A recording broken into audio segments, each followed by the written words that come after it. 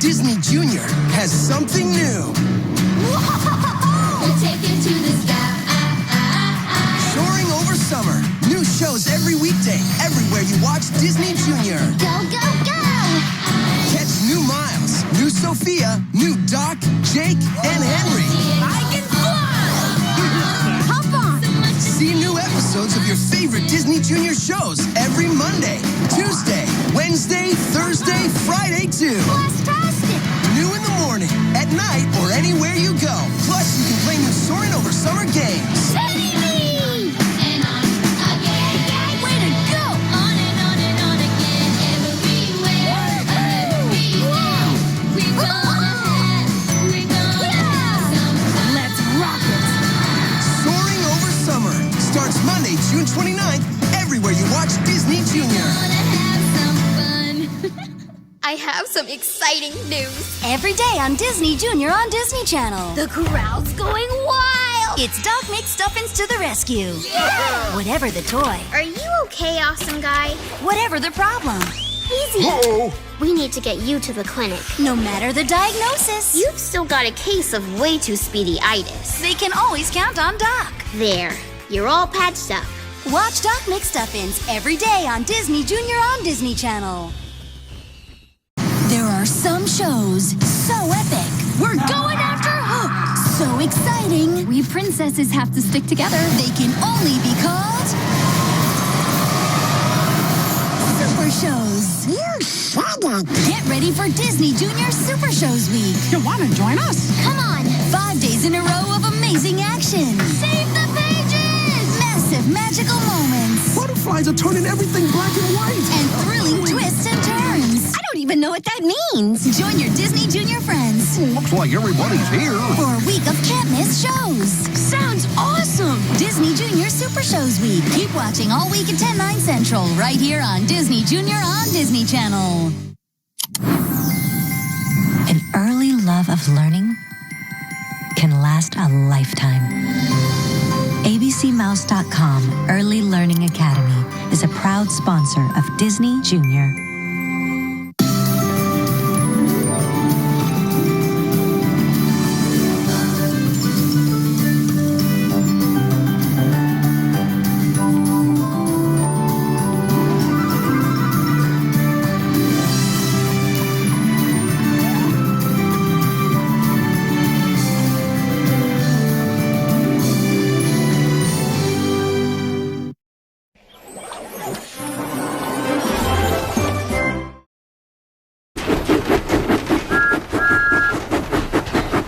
Thomas and Friends, making tracks to great destinations.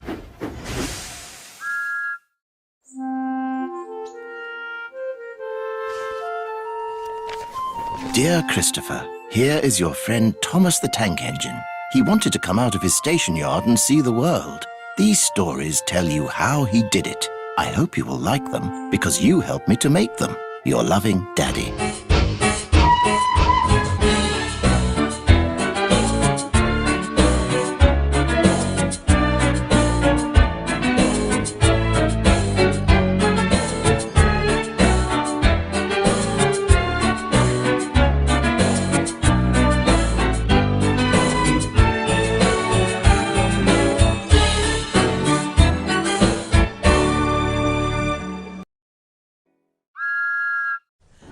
Donald was excited. The diesels at yon works, he announced, say that on the other railway there are things called high-speed trains. They have a diesel engine at each end and can go at 125 miles an hour. Gordon snorted. An engine at each end, he said scornfully. There's only one of me, but I bet I can go as fast as those smelly boxes on wheels. Probably faster, he added. The others said nothing. They had heard Gordon's boasting before. Gordon was still bragging the next morning. Speed's nothing to me, he said. Why, one of my Doncaster cousins went at 126 miles an hour. I'll show these diesels a thing or two. Just you wait and see. He puffed grandly towards the station. Gordon normally pulled the express, though Henry, James or Bear helped if Gordon was ill or away. Many visitors came to see the fat controllers railway. They often used the express, so it was usually full and heavy. There had been frost during the night, and now the weather was wet and sleety. Sleet settled on the rails, making an icy film across their surface. The carriages of the express stood under the cover of the station roof, but when Gordon was coupled to them, his cab and front end had to stand outside. He grew colder and colder as he waited for the guard to blow his whistle and wave his green flag. "Come on," he shivered impatiently. "Let's get started." At last, Gordon heard the whistle. "Come on, come on, come on, come on, come on," he shouted as he tried to pull quickly away. But his wheels slipped on the icy rails. The sudden movement made water in his boiler surge forward, and Gordon's driver could not shut off steam. Gordon moved a yard and slithered to a standstill, held back by the heavy train. His wheels spun furiously, but neither Gordon nor his train budged an inch. "Help! Help!" wailed Gordon despairingly, but nobody could. His wheels spun until his rods ached, but he could do nothing to stop them. His driver tried every trick he knew. An inspector came and tried some more, but it was no good. The fat controller came to see what the fuss was about. He said several things to Gordon, but Gordon was making so much noise that he couldn't hear them. Sparks showered from the rails, but Gordon's wheels went on spinning. It was a quarter of an hour before Gordon had used up all his steam. Reduced pressure allowed the driver to close the regulator, and with a deep sigh of relief, Gordon felt his wheels stop turning. The silence was amazing. Donald came to take Gordon to the shed.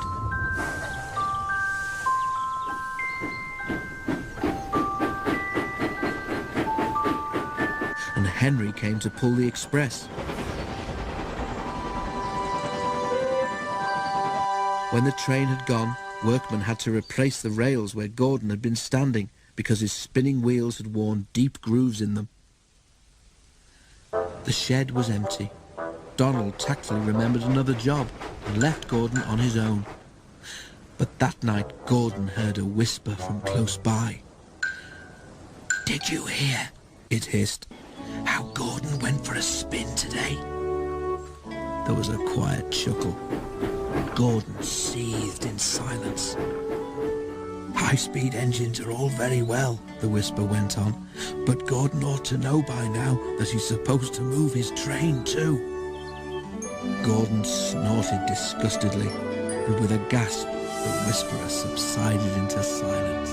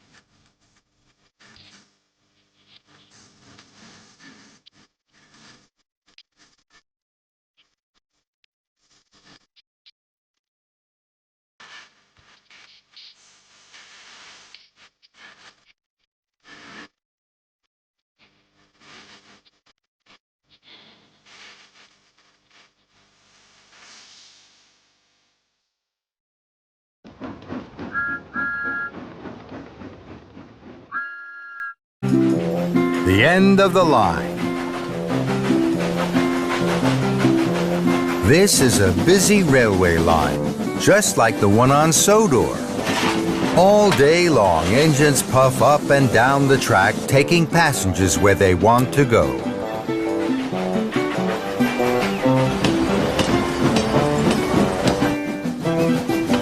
Once an engine reaches the end of the line, and there is no more track to chuff down, the engine must get ready to head back in the other direction.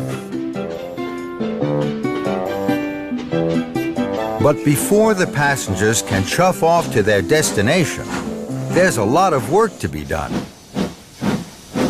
Let's see what happens when the engine reaches the end of the line on this railway track. The engine is pulling into the last station on the line. The passengers get off because they have finished their journey. But there are new passengers waiting at the station for the engine to take them back up the track. First, the fireman and driver uncouple the engine from the carriages. The engine leaves the carriages behind and chuffs over to the water tower.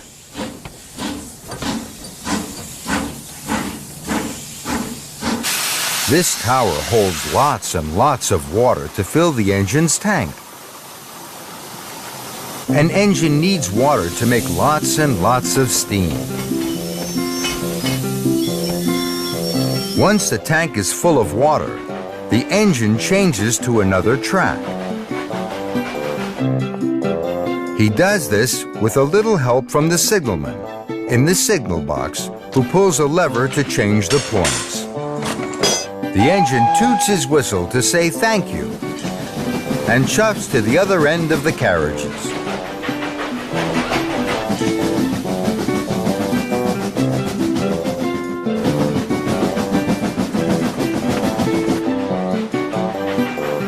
The engine changes back onto the first track again.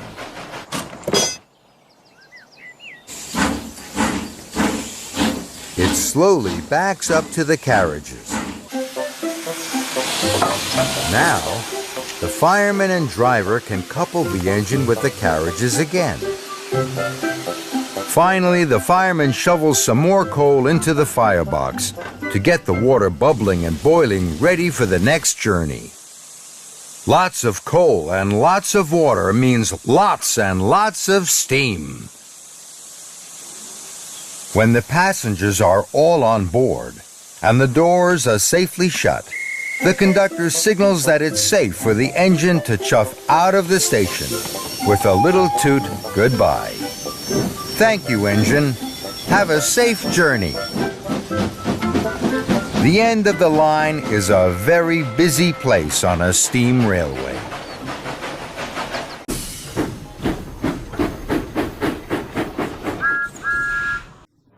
What you need, Henry, the Fat Controller told him, is an overhaul.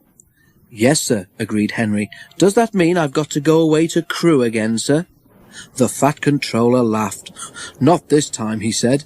You won't believe this, Henry, but nowadays the people at Crewe couldn't do the work you need. Henry stared, and the Fat Controller laughed again.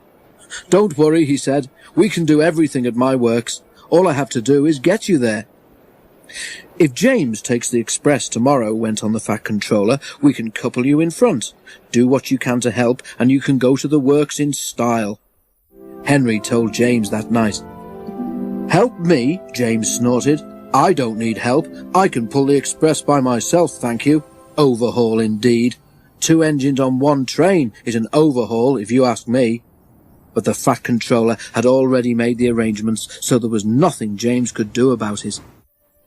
Next morning, James backed onto the coaches in the big station.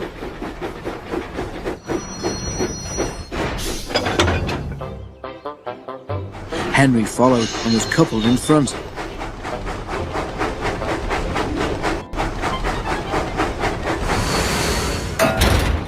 James was not in the best of tempers. But when the Fat Controller came to see them off, James tried not to show how cross he was.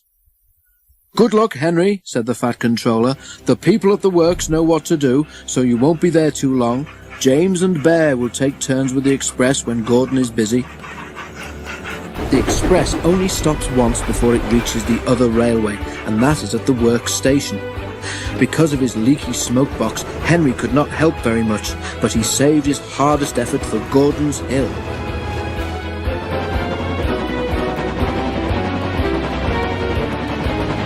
The two engines raced up it faster than they'd ever done.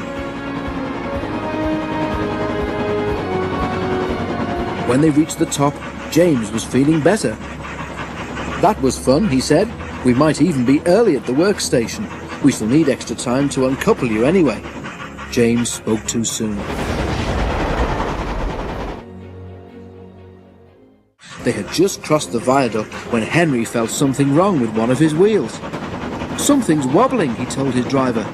Just then they both heard a cracking noise. "Ouch!" exclaimed Henry. "Whatever it is, I think it's broken." They were passing a station. Something hit the platform and a brick flew past Henry's cab. It bounced off James's boiler and disappeared.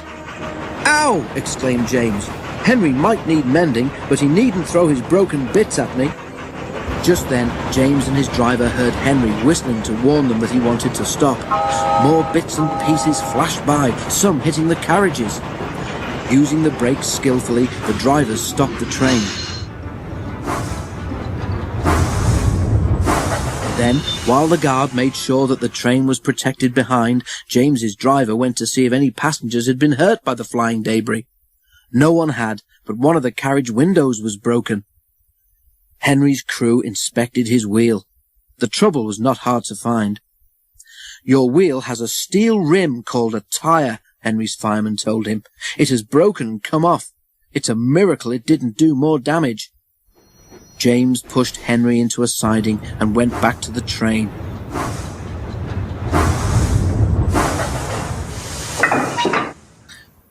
"An overhaul, is it?" grinned James as he passed. "It sounds as if you need retiring, you poor old thing."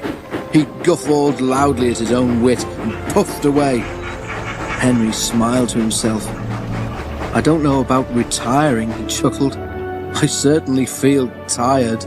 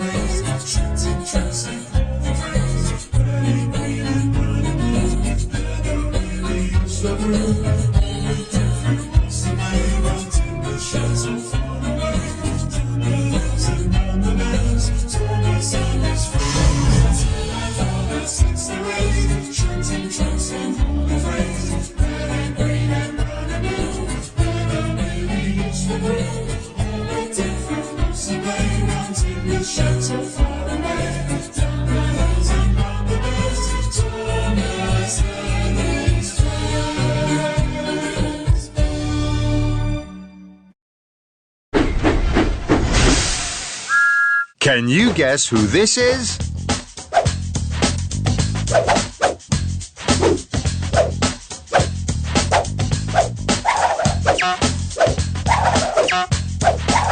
Keep guessing.